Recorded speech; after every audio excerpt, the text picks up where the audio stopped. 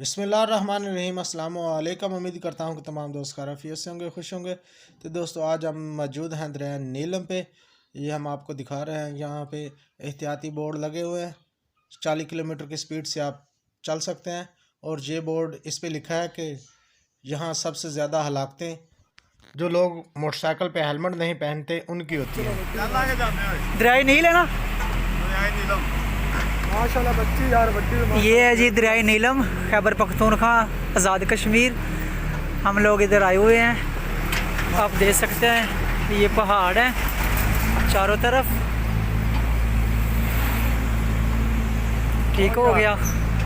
और ये दरिया नीलम है, दरिया नील। देखें ज़रा, हम इसके पास से गुजर रहे हैं, बिल्कुल साथ साथ है।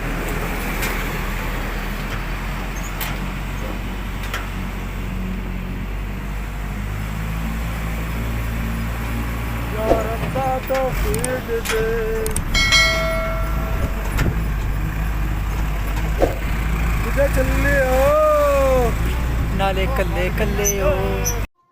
वीडियो अगर पसंद आई है तो लाइक कर दें। मिलेंगे इंशाल्लाह नेक्स्ट वीडियो पे। तब तक के लिए इजाज़त दें। अल्लाह हाफिज़।